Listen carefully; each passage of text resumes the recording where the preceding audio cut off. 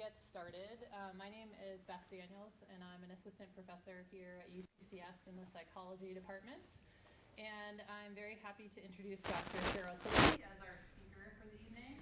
And Dr. Cooky is an associate professor of American Studies at Purdue University, and she received her PhD in sociology and gender studies from the University of Southern California. Her scholarship is interdisciplinary and is situated at the intersections of sociology, kinesiology, media studies, and women's and gender studies. Our research centers on the way gender shapes experience, cultural meaning, and social structures in sports. Dr. Cooky is past president of the North American Society for the Sociology of Sport, and she is a leading feminist sports scholar. She's also deeply committed to public sociology and has a widely viewed TED Talk that you all should look up. She regularly speaks about issues of gender inequality in the world sport media, including she's appeared on PBS News Hour, NPR, and many local, national, and international media outlets. So please help me welcome Dr. Cooky to UCCS, and we're very happy to have her here.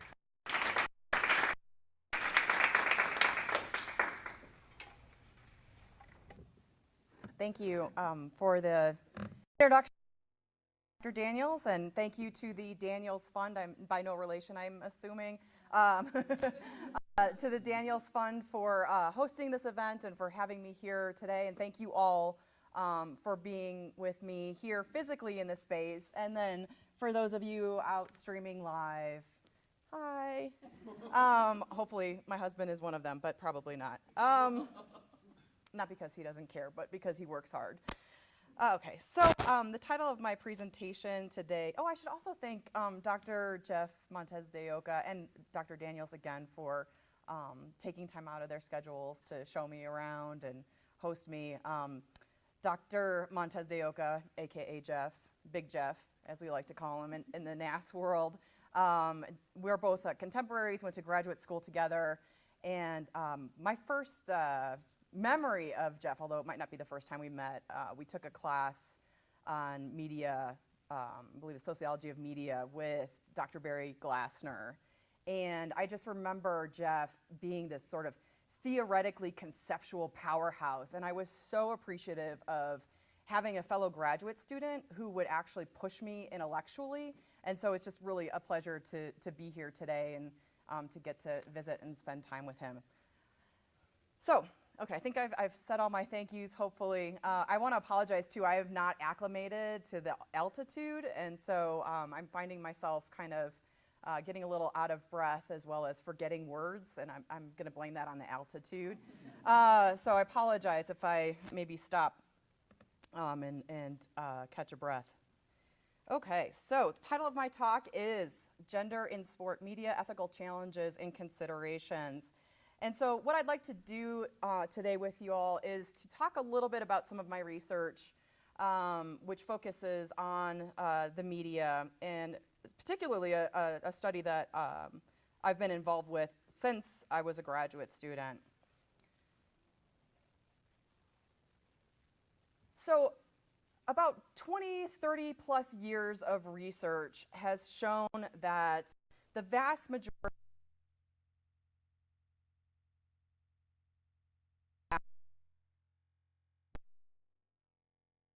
including local coverage, the Olympics, and niche outlets. And what we've seen from this body of scholarship are patterns that sort of translate across geographical boundaries and media platforms. And so for me, I think this is an important setup for this talk because I want to think about why this might be the case, why we see change in some areas, in some spaces, and in some ways a stagnation, a retraction, a resistance to that change in others. So the study that I would like to talk to you about today is a longitudinal research that I've been involved in, as I mentioned, as a graduate student. This is a project that was started back in the late 1980s with my then dissertation advisor, who's also Jeff's dissertation advisor, former, and who's now my colleague. And if you know anything about the world of gender in sport, you know the name Michael Messner. And so he and his contemporary at the time colleague, Margaret Carlisle Duncan, initiated this study. I took over in various aspects as sort of personnel transition, and was involved with the study as a graduate student, kind of doing the grunt work. So I've seen both sides, and can share with you the sort of tediousness that goes into coding data, and some of the students in the audience or at home might know how onerous this can be. In terms of the background, as I mentioned, this is a longitudinal study. Data is collected every 5 years. So again, I wasn't collecting data back in 1989, but came into the study in 1999. And it's a snapshot of every 5 years, and I'll get a little bit more into me about this particular study is that it is intended as public advocacy social science research. And I can talk a little bit about some of the background as to how this study came about, but this was really initiated with the intent to disseminate empirical-based evidence to media outlets to demonstrate the ways in which their coverage was maybe a little less desirable than we would hope it would be, that there was some problematic aspects in the way that they were covering men's and women's sports. And so as a part of that, the goal is to distribute the results of this project in a number of different venues to a number of different populations. It goes out to the mass media, and in fact, this latest iteration of the study had quite a bit of traction. It's been featured in documentary films used by organizations like the Women's Sport Foundation in terms of their advocacy efforts, as well as taught in some schools of journalism. And this is not to say like, oh, look how important we are, and this is such great research, but I think for me, given my ethics and the reason why I got into academia in the first place, which was to use knowledge production for social change, this is really important to me to be involved in a study that's not just read by the 4 or 5 scholars in my field who know postmodern, post-structuralist theory and can talk about Foucault or Deleuze or whoever. I don't know what those names actually mean, but Jeff says them in conversations with me, so I just picked them up from him. But that it's actually demonstrating a potential impact, or at least I hope it does. So our central aim in this particular study was to examine change in continuity over time, and so I'm going to share with you the results from the latest iteration of the study, which was published in 2014, but I'll also talk about some of the historical trends that we've seen across the various data points as well. So in terms of the study itself, we're looking at the ways in which televised sports news media cover men's and women's sports and how that might differ. And again, what are those changes and continuities? For the kind of method geeks in the audience, which I'm sure most of you are, this gives you kind of an overview of what we did. So we look at the 6 p.m. and 11 p.m. broadcasts on the local news affiliates in Los Angeles across 2-week blocks in March, July, and November. And we do that strategically to kind of get at different sports that might be happening, different sporting events that might be happening across the year. We also, at one point in the study, added an ESPN Sports Center when that became a big sport media outlet. And we look at 1 week of the 11 p.m. broadcasts in March, July, and November. And so this involves a content analysis looking at a number of different variables, including the gender, the type of sport, production values, and so on.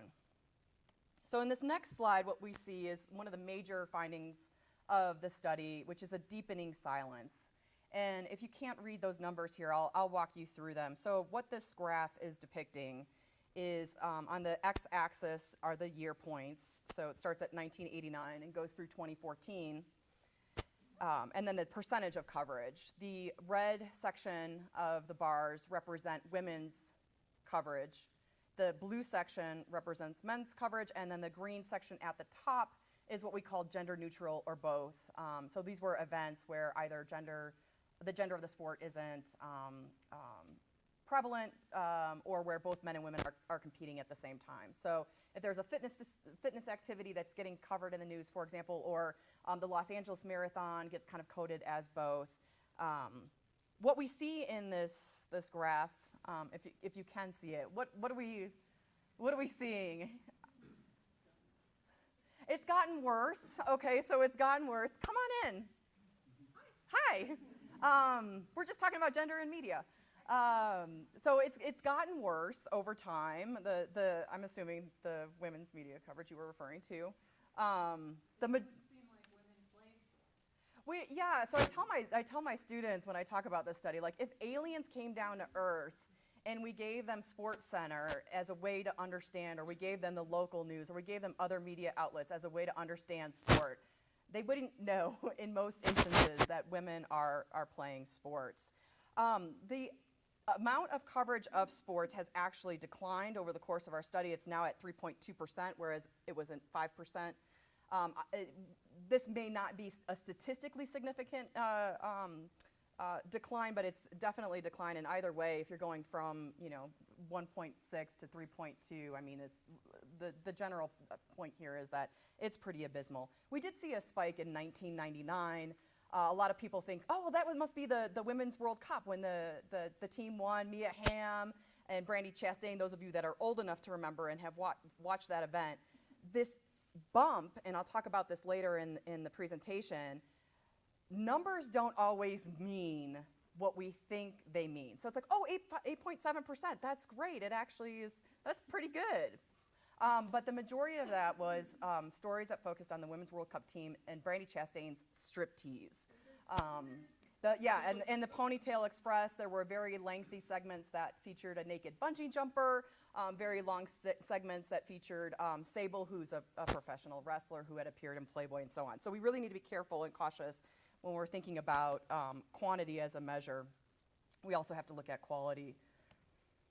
So broken down another way, this is just illustrating the differences between the local network news, which is depicted in blue, and ESPN SportsCenter. And SportsCenter across the board hasn't gone anywhere near the 3% mark. It's hovered around 1% to 2% over the course of the study.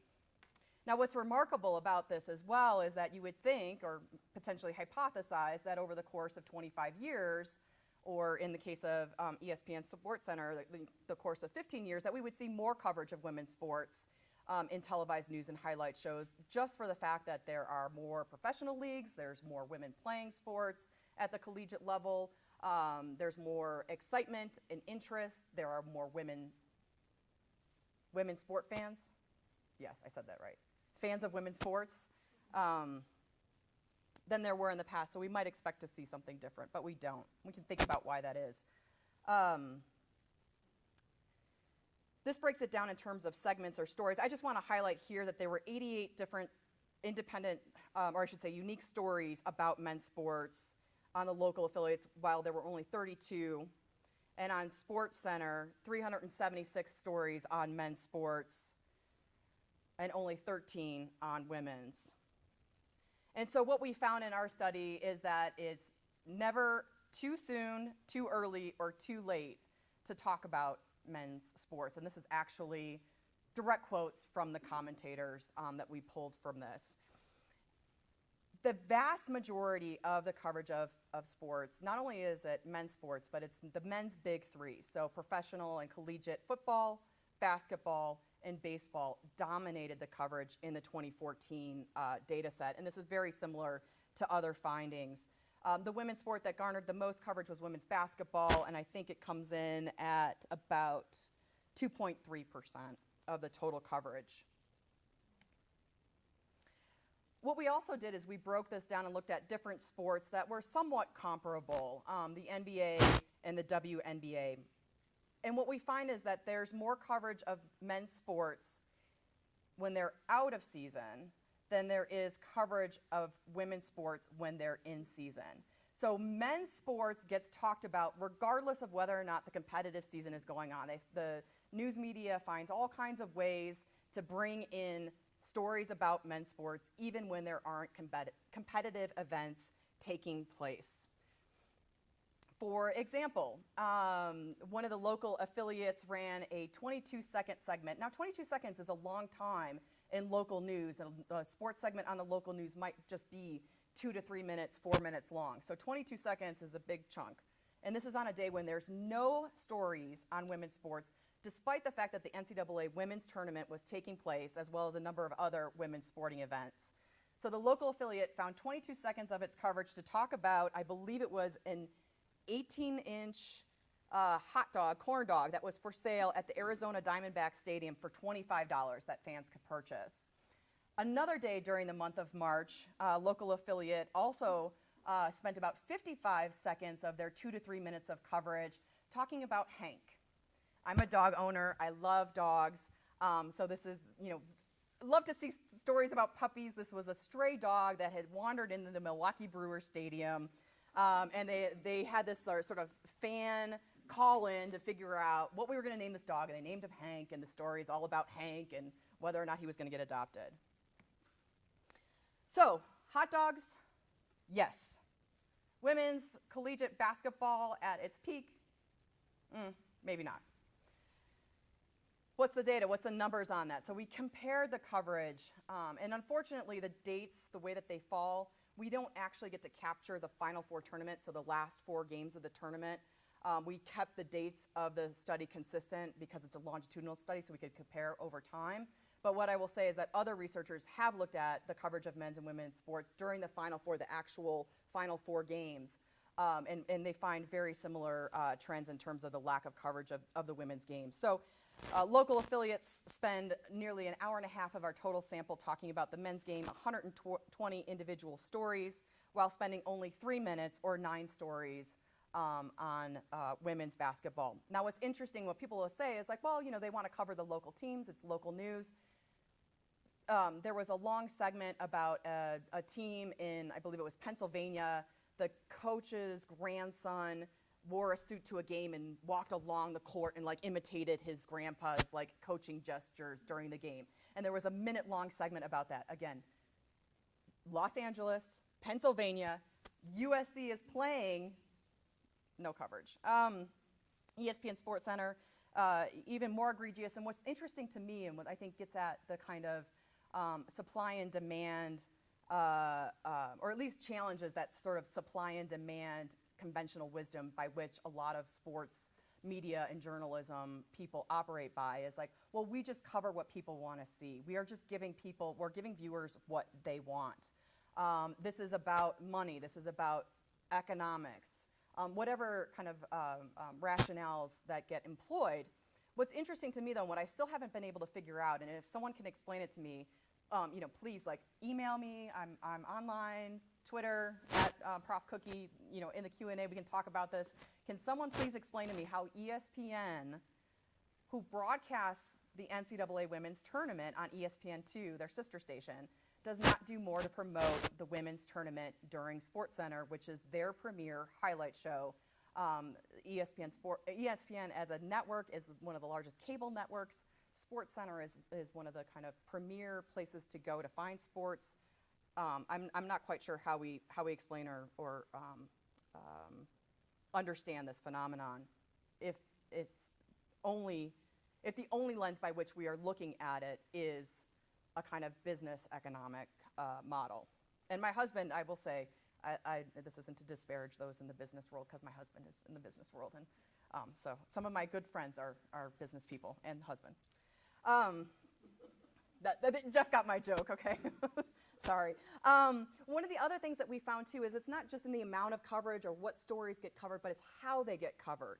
And one of the things that we noticed in the 2014 study, particularly because some of the sexualization and trivialization that we had observed in previous iterations had sort of dropped down, which is the style in which men's sports was presented in comparison to the style in which women's sports was presented. So there's this kind of amplified delivery. Men's sports events are described as a thriller, a battle. Whoa, he threw down that dunk. Oh, he ripped a double.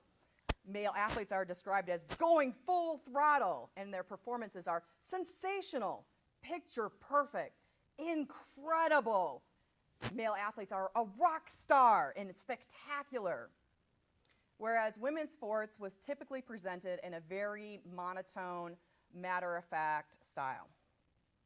Congratulations to the women of Troy, who learned tonight they are a 9th seed in women's basketball tournament. They'll play St. John's in the first round. So what we argue, and we talk about this in an upcoming paper that will hopefully be published soon, is that the commentary on men engages the audience and is an active audience building. It creates excitement and interest in men's sports. The exciting tone with steady flow of superlatives conveys to viewers that this is exciting. Men's sports are what we want to watch. We want to relive the excitement of having seen the game through the highlight shows. Whereas the commentary on women, we describe it as gender bland sexism. And this is a term that I believe Michael Amusto came up with, a graduate student who was integral in terms of analyzing this data. And gender bland sexism draws upon Eduardo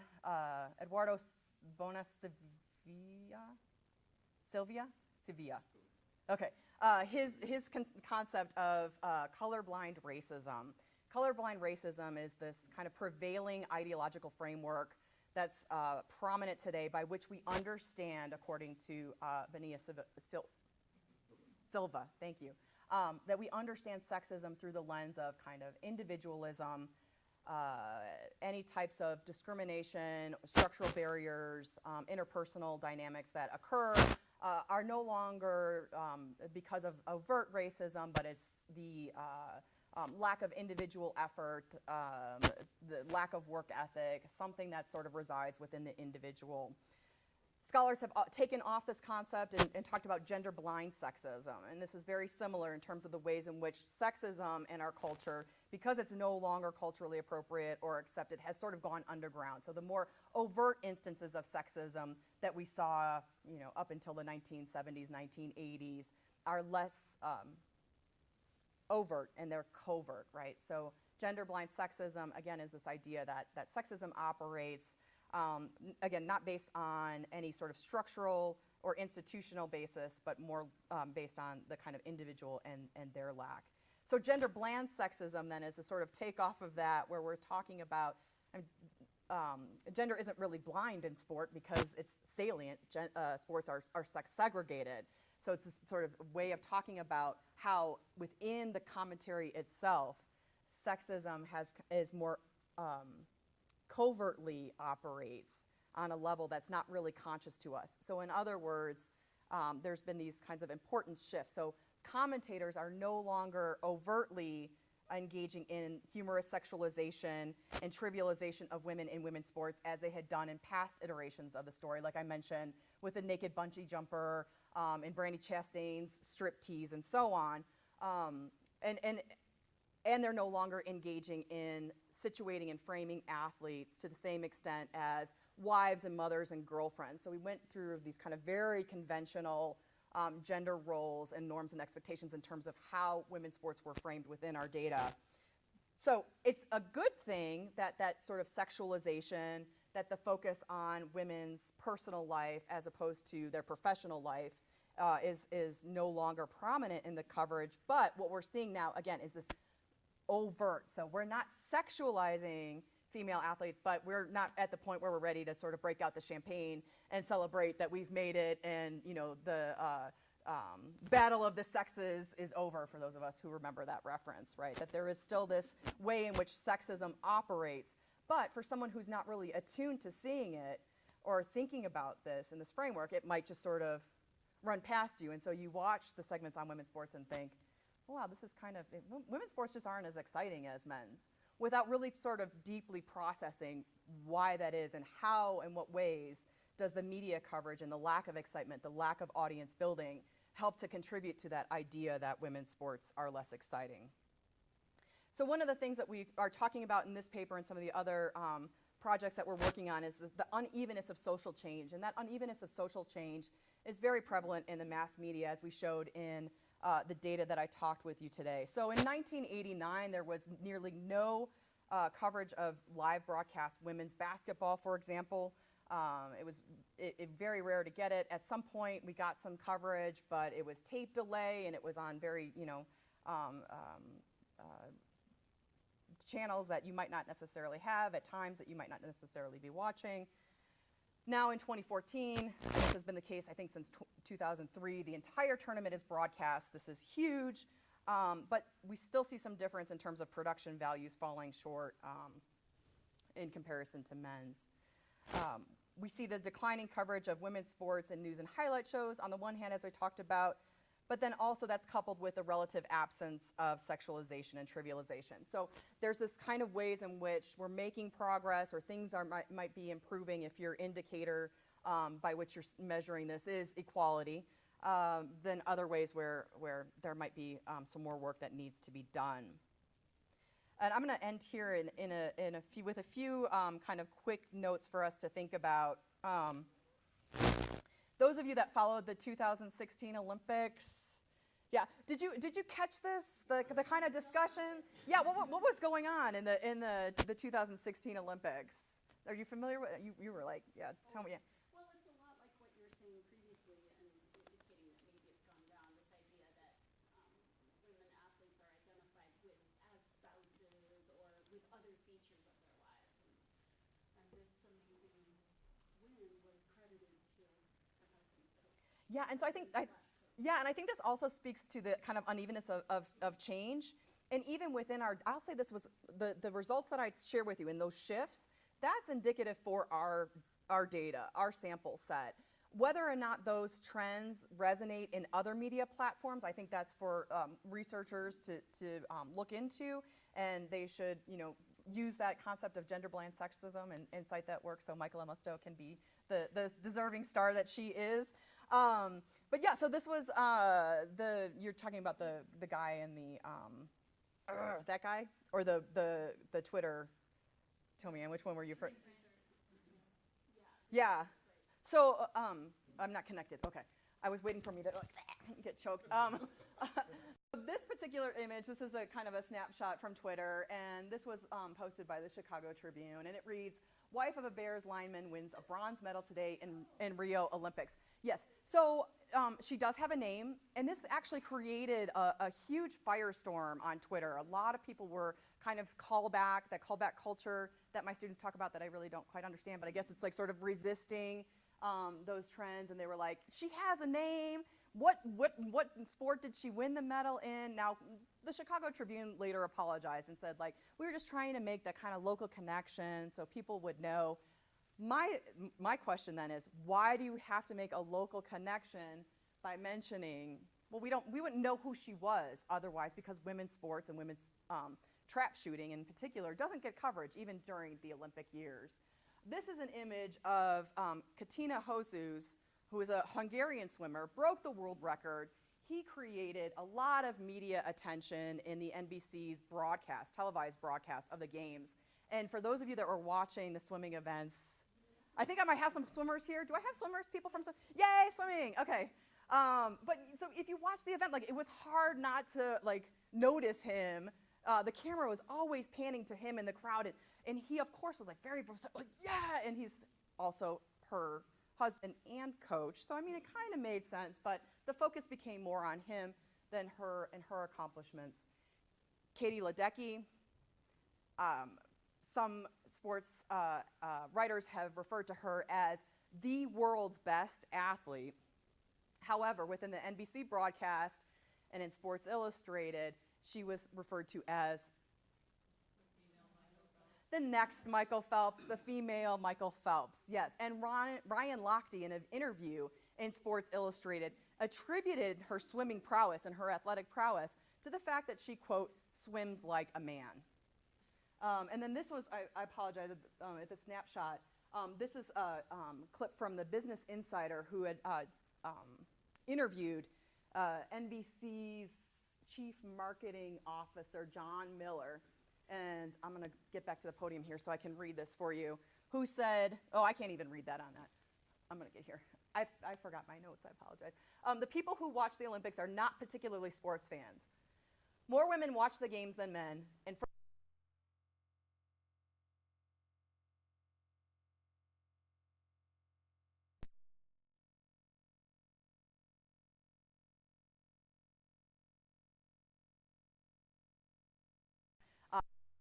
define the that of broadcasting certain events at certain times? Well, I was the press rep for the shooting team at the Olympics. Oh, I actually represented Corey Cosdell. okay. Yeah, so she does have a name. She does, Corey Cosdell and Ryan, yes. Yeah. And I was with her when that called me to set up that interview. So it was really interesting to see as with all of our medalists for shooting were all women. And so we did the circuit of the mother, wife, yada, yada, yada. But it was the second that came out, it actually turned to her as an athlete and her game, which was really interesting to see that brought that about. But she embraced it. It was one of those where she saw the tweet come through and she was like, oh, come on. But like her husband is super supportive. Yeah. I don't know if anyone saw the follow-up. The Chicago Bears all wore T-shirts congratulating her, and they did some social media push too. So it was really to be covered as an elite athlete. Yes, yes. And I think I would argue that a lot of that was possible, or I should say, let me backtrack.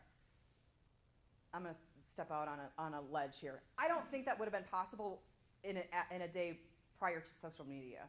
I don't think that would have happened, right? I think social media and that the outcry and the resistance, which now the traditional mainstream media are using social media as a source for information and a source for quotes. So the mainstream media is also kind of picking up on this. And in fact, what was surprising to me, not so much that there were these instances of sexism in the Olympics, and there were probably others that I didn't mention here today, but what was surprising to me was the fact that sexism in the coverage of the Olympic Games became a mainstream media news frame for talking about the Olympics. And I was interviewed by a journalist who was like, so what do you make of all this and what do you think of this? And I was like, finally, after 30 plus years of research, we're finally getting people to understand what's happening and how egregious this is. And so this is just a snapshot of some of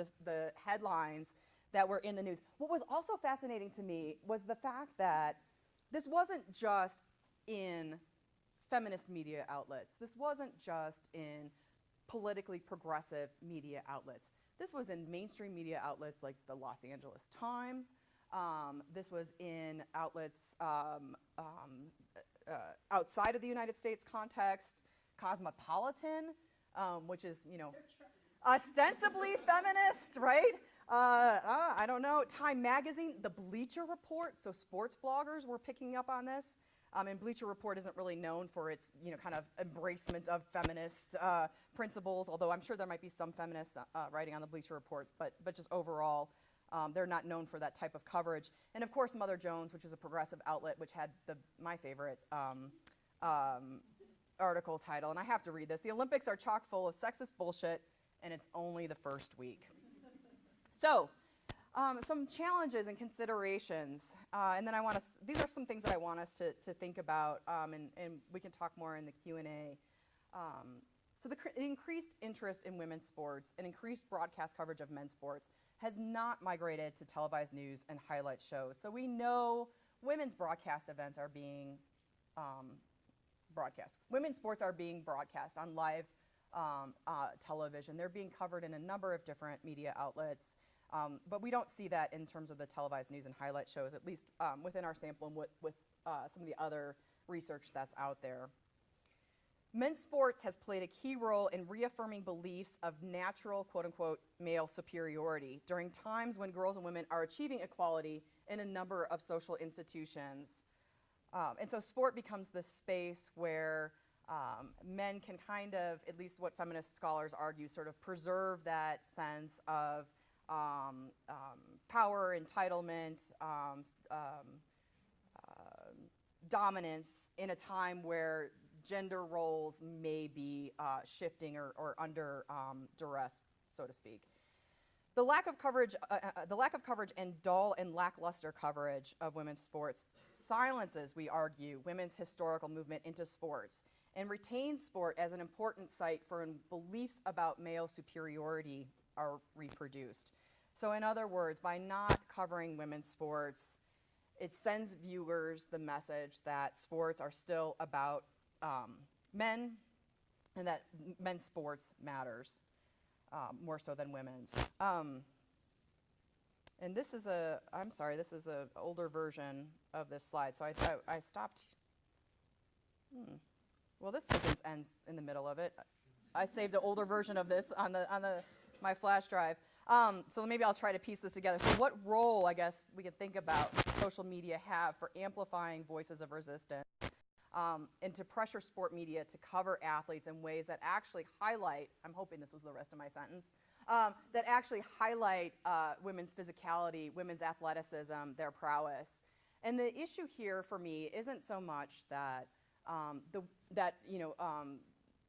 athletes are covered, or athletes get asked questions about being a mother, or athletes want to appear in Playboy or FHM or some other magazine. Sports Illustrated, Serena Williams cover, I think, was a really interesting one. If you haven't seen it, I could probably pull it up. The issue isn't that those images exist. The issue is that the coverage is so low to begin with.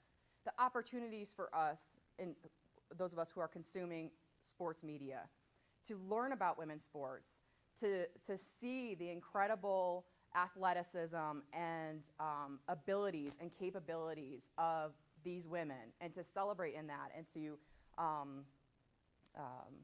consume those kinds of images, it's so low and so rare that if this is the only way, or if this is the primary way, thank you, altitude, of thinking about women's athletes, what messages does that send to viewers? And this isn't just about girls and what kinds of role models they might have. This is about boys, and this is about men and women. And we think about gender in society and how those images may actually reaffirm some very kind of antiquated ideas about women and their capabilities and capacities.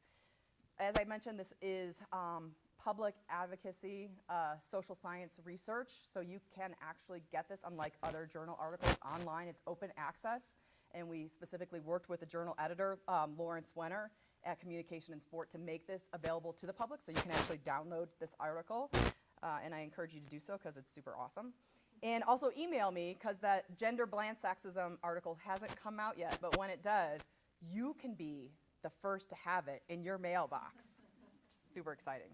And I want to just thank all the different individuals and institutions that were key to this particular presentation. The University of Michigan's Sport Health Activity Research and Policy Center, which financially supported this project, as well as the University of Southern California Center for Feminist Research, the University of Southern California Annenberg School for Communication, which was instrumental in recording all the data for us, the Purdue University's Office of the Provost, Margaret Carlisle and Duncan and Wayne Wilson, who were very instrumental in terms of the earlier iterations of this report in a research capacity, Emily Fogel and Randy Cass, the undergraduate students at Purdue, who were instrumental in the tedious coding of the data, Horacio Becerra, my better half, who was our data analyst guru, Mark Schneider and Don Sabo at the Women's Sport Foundation, and as I mentioned, Lawrence Wenner in the editorial board at Communication and Sport.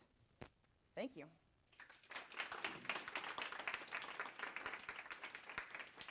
So I believe we have time for some Q&A.